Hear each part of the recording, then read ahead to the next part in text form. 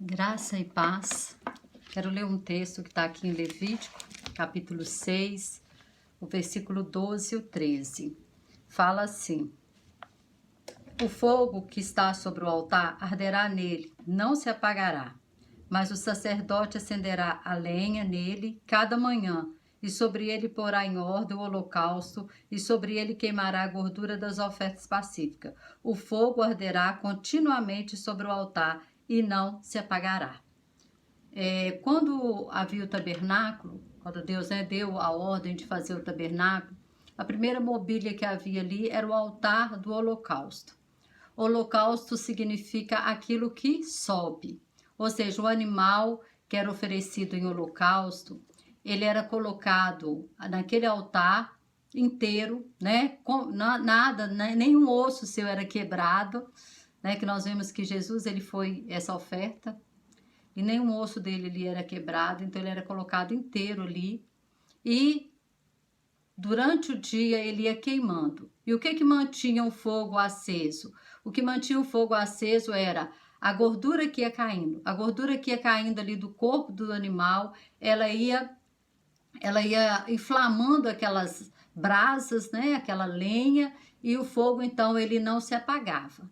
Então todos os dias o sacerdote ele oferecia um animal na parte, ele era colocado no holocausto de manhã e um à tarde. Se você quiser conferir, está lá em Êxodo 28. Então, todos os dias, esse altar, então o fogo ele ficava continuamente sobre o altar. Então, aquela fumaça ia subindo e chegava, né, diante de Deus. Quando nós falamos, né, aquilo que sobe. E essa oferta, ela significava a consagração completa do ofertante, porque nada era tirado ali. E também o altar do holocausto também, ele significa o lugar onde a carne morre, aonde aquilo que o pecado, né, ele é morto. E também simboliza o quê? Aquela gordura ali, aquela unção descendo ali, mantendo acesa a chama, simboliza também o Espírito Santo. Ou seja, o altar é o lugar aonde a carne morre e o Espírito vivifica. Irmã, hoje nós também fazemos sacrifícios. Romanos 12:1 fala assim: rogo-vos, pois, irmãos, pela compaixão de Deus, que apresenteis os vossos corpos em sacrifício vivo, santo e agradável a Deus, que é o vosso culto racional. Ou seja, nós oferecemos, sim, quando nós dizemos não para o pecado, quando nós dizemos não para a nossa vontade, né? Nós sacrificamos no altar ali do Senhor o nosso ego, a nossa soberba, o nosso querer, a nossa vontade, e nós nos colocamos na total dependência do Senhor. Então o altar é para que a nossa carne morra e que a vontade do Senhor prevaleça na nossa vida. A vontade do Senhor que é boa, perfeita e agradável. Então cada vez que nós falamos não para o pecado, não para o mundo, não para a nossa carne, não para o nosso querer, não para o nosso ego, nós estamos sacrificando ali no altar. E isso está chegando, né? Vai chegar diante de Deus como um aroma suave, porque é aquilo que sobe. É aquilo que sobe. Mas eu quero trazer isso para nós hoje. Hoje nós falamos muito sobre avivamento. Nós temos falado tanto em avivamento, né? A igreja tem falado isso, e nós sabemos que realmente a igreja está precisando disso. Mas o que é avivamento? Avivar significa tornar mais vivo, animar, tornar mais intenso, despertar.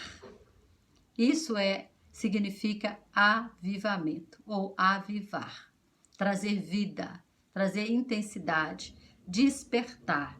Aí lá Efésios 5,14 fala: desperta tu que dormes, levanta-te dentre os mortos e Jesus te esclarecerá. Então já é hora da igreja despertar. E por que despertar? Desperta-se quando está dormindo. Ou seja, está falando que a igreja, então, ela está dormindo. Ou seja, nós estamos vivendo aquele momento lá de Mateus 25, quando as 10 virgens dormem. Lá não fala que foram só as 5 loucas, só as 5 prudentes. Lá fala que as 10 dormiram. A diferença é que as 5 prudentes, elas tinham azeite. Né? Quando ouviu-se a voz, as lâmpadas delas foram acesas. E as loucas não. As loucas não. Então, o que acontece? E nós precisamos viver esse momento. Então, quando se está dormindo, o que se perde? Perde toda a sensibilidade, porque dormir é ficar inerte. É quando está inerte, né? Quando você dorme, você não caminha, você não anda, você não fala, os seus sentidos, eles estão inertes, né?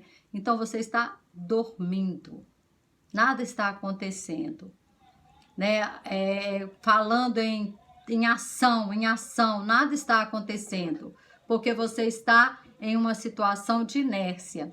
Mas, porém, nós temos visto que quando alguém está dormindo e ele quer acordar, o que acontece? Se coloca um despertador, não é verdade? Você vai trabalhar às 7 horas, aí você coloca um despertador para despertar às 6h30, 6h40, ou até antes, e esse despertador, ele vai ficando cada vez mais alto, não é verdade? Ele vai ficando mais alto até que seja uma hora que ele dispara. E nós vemos que esse despertador, Deus já tem trago esse despertador para a igreja há muito tempo. O que é esse despertador? Cada terremoto que acontece na Terra, a gente vê que é um despertador de Deus. Cada maremoto, cada guerra, né, como aconteceu, quando o Senhor Jesus fala de reino contra reino, que a gente vê, aconteceu em 1914, a Primeira Guerra Mundial. Tudo isso que está acontecendo, sinais nos céus, né, a Terra sendo abalada por vários terremotos, maremotos, tsunamis, e agora nós estamos vendo o quê? A pandemia. Então a gente está vendo que o relógio de Deus para nos despertar está cada vez mais alto. Mas será que o nosso sono está tão profundo que mesmo que com esse despertador tocando alto, a gente não está conseguindo ouvir? Será que nós não estamos tendo a percepção desse despertador de Deus, que já está aí há muito tempo, né? Quando o Senhor fala que os últimos dias seriam como os dias de Noé. Como que eram os dias de Noé? Violência, violência. Nós vemos aí, eles não estavam nem aí para Deus, para nada. Era, né, sem lei, sem nada, sem compromisso. É o que está acontecendo hoje. Seria como os dias de Ló. Como que eram os dias de Ló? Né? Os dias de Ló era sodomia. Era sexo, né, de todas as formas. Era tudo liberado. Então, nós estamos vivendo isso. Então, quer dizer, o despertador de Deus já está funcionando há muito tempo. Mas será que qual que é a profundidade? Será que nós estamos naquele sono inicial, que eles falam que é um sono mais leve, ou já estamos vivendo um sono profundo? Acho que tem, sabe, eu vejo assim que, às vezes nós estamos num sono tão profundo, e Deus, ele está aumentando o som do despertador. O despertador, ele está indo, só que chega um momento que o despertador, ele para. Né? Aí se você perdeu o horário, perdeu, problema seu. Chega uma hora que o despertador, ele vai despertando, aí fica altíssimo, fica alto. Aí você fala assim, não, vou dormir mais um pouquinho. Aí você continua dormindo e perde o horário. Aí perde o dia de trabalho. Só que agora o que está em jogo, meu querido, é o nosso arrebatamento. O que está em jogo agora, o Senhor está trazendo despertador a todo momento, está nos aumentando esse despertador para nós entendermos que se nós não levantarmos de dentre os mortos, como fala Efésios 5,14, se nós não levantarmos e tomarmos a atitude de nos aprontar, como você se apronta para ir para o trabalho, você se aprontar para o arrebatamento, nós vamos ficar. Nós vamos ficar. É como aquele que perdeu o trabalho, o dia de serviço. O relógio, ele não volta. Você acha que o dia que esses minutos que nós estamos falando aqui agora, ele vai voltar? Daqui a pouco eu posso voltar ele atrás? Não. O tempo passou. Você não consegue reter mais. Você não consegue buscar mais aquele tempo que já foi. Se você perdeu o horário do ônibus, você perdeu. Se você perdeu o dia de trabalho, você perdeu. Você não vai recuperar aquilo. E se nós perdermos o arrebatamento, nós perdemos. Nós vamos ter que ficar aqui e passar por tudo o que vier. Então, nós temos que entender que o Senhor está dizendo que é para nós colocarmos a nossa carne lá no altar do holocausto. Nos consagrarmos totalmente a Ele, para que possamos estar com a nossa vida diante do Senhor. E a pandemia, eu vejo também que às vezes muitas pessoas despertaram-se muito no início, agora voltaram a dormir. Porque já viu que tem pessoas que ele acorda, vou dormir mais um pouquinho e torna a dormir. Muitos voltaram a dormir totalmente e não querem mais, né, compromisso, não querem, estão aproveitando que não está tendo culto, não tem que mais ir para a igreja e aí não está tendo mais intimidade com Deus, sabendo que igreja não são quatro paredes, igreja sou eu e você, igreja está tendo todo momento, porque a igreja somos nós, então em todo momento está tendo a igreja. Mas nós temos que saber que o Senhor está nos chamando, o despertador está tocando. Se nós olharmos para outro despertador forte, é Israel, prontinho lá, né? Tudo correndo lá, as mil maravilhas. Pronta, Israel físico lá, né, já com todos os preparativos para o templo que vai existir na época, né, do anticristo. O governo mundial aí indo a pleno vapor, a agenda da ONU sendo colocada em evidência, em ação mesmo, sendo colocada em prática. E nós? E nós? Né? Essa é a pergunta. Não é só para você, é para mim também. Porque primeiro, né, Deus ele vai cobrar de mim, que estou passando esse vídeo para você. Por quê? Porque nós temos que despertar. Nós não podemos passar da hora. Nós não podemos passar da hora. E aí, o que acontece? Só que nós estamos, irmãos, vivendo os dias como nos dias de Elias, que o povo estava totalmente desviado do Senhor, o povo estava totalmente fora dos caminhos do Senhor. E aí ali estava Elias. E esse altar, né, esse altar também simboliza a nossa própria vida, aonde, né, temos que matar a nossa carne tem que morrer. E aí nos dias de Elias, o que acontece? O povo estava totalmente voltado para Baal. Então Elias, acontece Deus traz o despertador dele, né? Nos dias de Elias, o despertador foi o quê? 3 anos e meio sem chover. Despertador de Deus. Eles não acreditavam em Baal, que Baal era o Deus da fertilidade, que Baal que mandava chuva? Então pede a Baal. Só que Baal não é Deus, né? Não é Deus. Não pôde mandar nada, não pôde fazer nada por eles. Então Elias faz ali um desafio para os profetas de Baal, lá no Monte Carmelo. Quando chega lá, os profetas de Baal clamam e nada acontece. Aí quando chega na vez de Elias, né? Elias disse que o Deus que respondesse com fogo era Deus. Então ia ver quem que era Deus, se era o Senhor, Jeová, ou se era Baal. E aí os profetas de Baal aceitam o desafio, o povo aceita o desafio. E quando eles estão ali, né, no monte, para esse desafio, o que acontece? Elias, então, o Baal não responde, então chega a hora de Elias, então, oferecer o sacrifício. E aí vamos ver algumas coisas que Elias fez aqui. O versículo 30 fala assim: então Elias disse a todo o povo, chegai-vos a mim, e todo o povo se chegou a ele, e restaurou o altar do Senhor que estava em ruínas. Ou seja, Jezabel, né, havia matado os profetas de Baal, já havia implantado, já era a religião, né, deles lá, da nação, já era o culto a Baal. E aí, o que acontece? O altar do Senhor havia sido esquecido, estava em ruínas. E aí, o que é a primeira coisa que ele faz? Restaura o altar. Então, eu quero te dizer que para ter avivamento tem que ter restauração. Restauração. O fogo do Senhor, ele cai em vidas restauradas, em vidas purificadas. Então, nós precisamos restaurar esse altar. Ver aonde nós precisamos, a nossa vida, ela precisa ser mudada e transformada. Então, a primeira coisa que ele faz, ele restaura o altar. Segunda coisa, no 31 fala assim: e Elias tomou 12 pedras, conforme o número das tribos dos filhos de Jacó, ao qual veio a palavra do Senhor dizendo: Israel será o teu nome. O que Deus, que ele fez?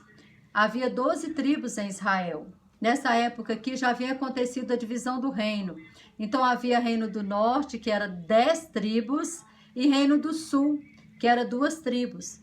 Porém, Deus não é Deus de divisão. Deus é o Deus de toda a nação. E o que ele faz? Ele pega 12 pedras. Ele não pegou 10 pedras, porque aqui ele estava no reino do norte. Ele podia ter pego 10 pedras, só contando as tribos do reino do norte. Não, ele pegou 12 pedras. Sabe o que isso significa, irmãos? Isso significa unidade. O fogo do Senhor só é derramado quando há unidade. Unidade. Então, o próprio Jesus disse: o reino dividido não subsiste. Então, nós precisamos saber que a igreja do Senhor, ela precisa se unir, porque lá na glória não vai existir denominação. Lá não vai existir denominação X nem Y. Lá vai existir o povo de Deus. Então, está na hora de nós entendermos que é momento de unidade. Unidade. Deus está nos chamando para unidade, para união. E há tanta divisão. Tanta divisão, parece que a gente está vivendo, é tanta heresia, é tanto nome do Senhor sendo usado para, como se fosse mercadoria, para vender coisas, é tanta coisa acontecendo agora, nesse momento em que nós estamos vivendo, em que precisa restaurar esse altar, precisa buscar essa unidade.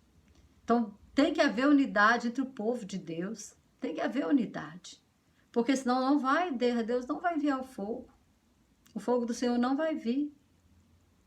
E cadê a unidade? Terceira coisa que ele fez, olha o que ele faz no verso 34. Não, vou ler o 32, fala assim, ó: e com aquelas pedras edificou o altar em nome do Senhor, depois fez um rego em redor do altar, segundo a largura de 2 medidas de semente. Ou seja, o que ele fez?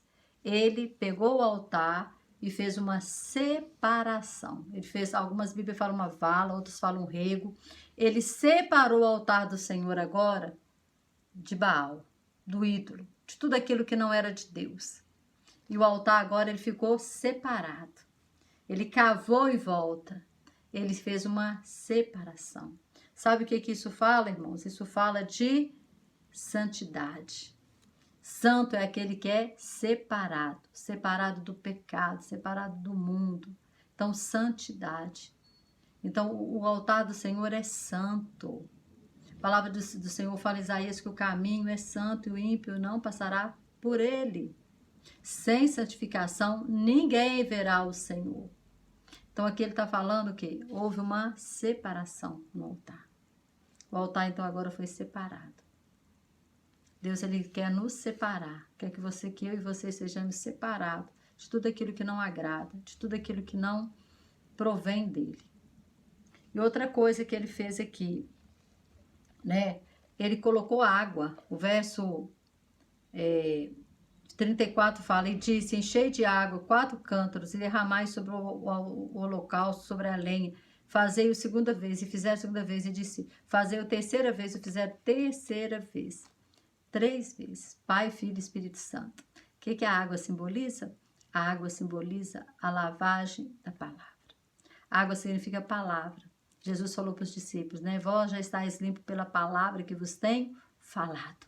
Quanto mais nós nos absorvemos a palavra, quanto mais nós nos alimentamos da palavra, quanto mais nós olhamos para a palavra e conseguimos nos enxergar dentro dessa palavra, refletimos o que é a glória de Deus.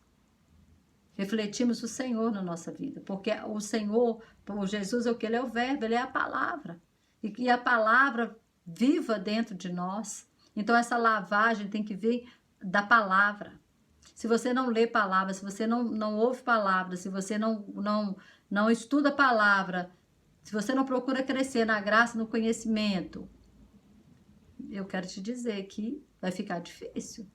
Porque é a palavra que é o nosso prumo, que é a nossa com a constituição dos céus, ela que nos direciona, ela é luz para o nosso caminho, ela é lâmpada para os nossos pés. É a palavra. Sem a palavra nós ficamos no escuro, e no escuro nós tropeçamos e caímos. Então nós precisamos dessa lavagem pela palavra. E outra coisa, oração. O 36 fala assim: sucedeu que no momento de ser oferecido o sacrifício até a tarde, o profeta Elias se aproximou e disse: ó Senhor Deus de Abraão. E aí ele vai orando. E depois de tudo isso, então, a oração. Então nós temos que reparar o altar, nós temos que colocar o quê? Trazer unidade, santificação na nossa vida, palavra e orar. E aí, depois que ele acaba de orar, o verso 37 fala: responde-me, Senhor, responde-me para que este povo conheça que tu és o Senhor Deus e que tu veste voltar o seu coração. Então caiu fogo do céu e consumiu o holocausto, a lenha, as pedras e o pó, e ainda lambeu a água que estava ao redor.